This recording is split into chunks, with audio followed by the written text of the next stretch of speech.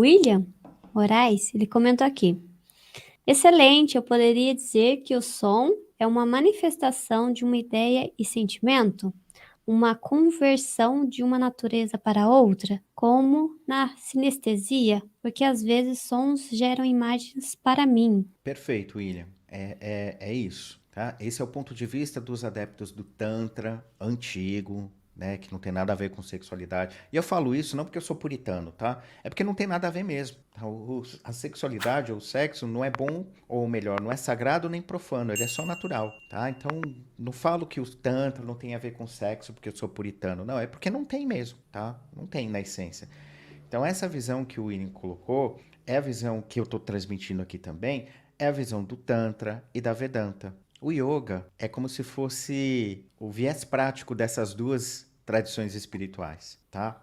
Eu particularmente não vejo diferença entre as três. Então é um pouco disso sim.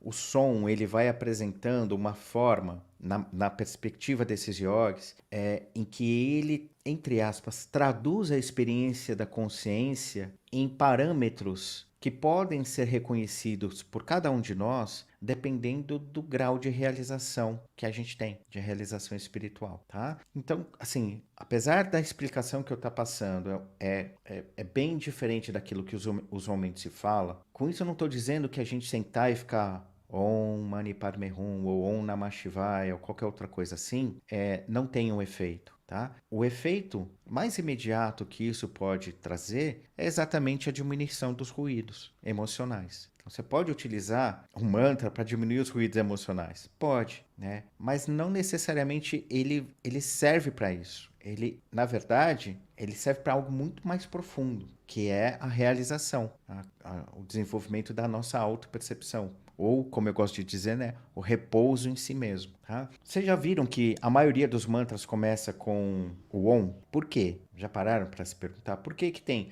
Om Namah Shivaya, Om Mani Padme Hum, Om Trayambakam Yajamahe Sugandhim Pushtivardhanan Nuvaru Kamiva Bandhanat e por aí vai. Tem são raros os mantras que não começam com Om. Om Namo Narayanaya. Né? Exemplos de mantras que não começam com Om.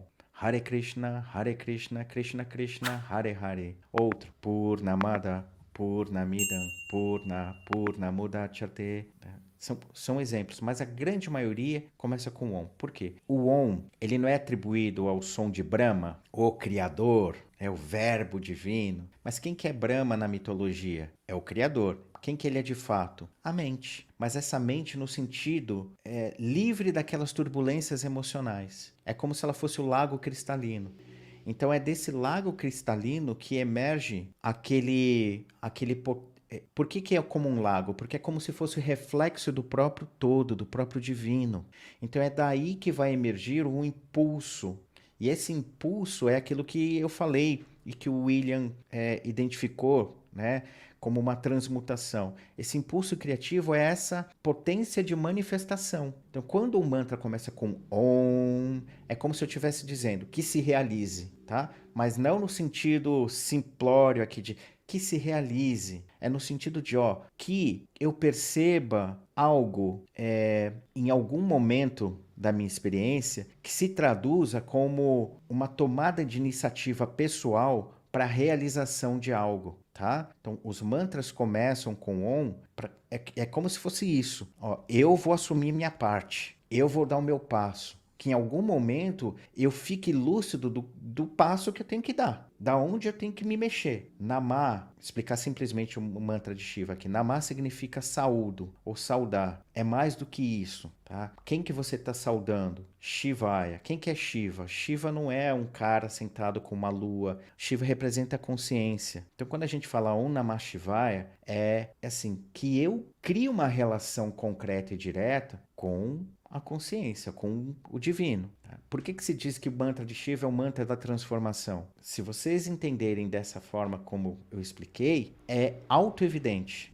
Na hora que você fica mais lúcido, tudo transforma. Né? Outra também tem algumas pessoas que dizem: comecei a fazer a prática do mantra do Shiva e aí minha vida virou de cabeça para baixo. Tomem cuidado para fazer o Om Namah Shivaya. Por que que dá a sensação de que a vida virou de cabeça para baixo? Ué, é porque agora a gente começa a ter referência do que é ordem. Ordem não como uma instrução dada por alguém, mas a sensação de centramento.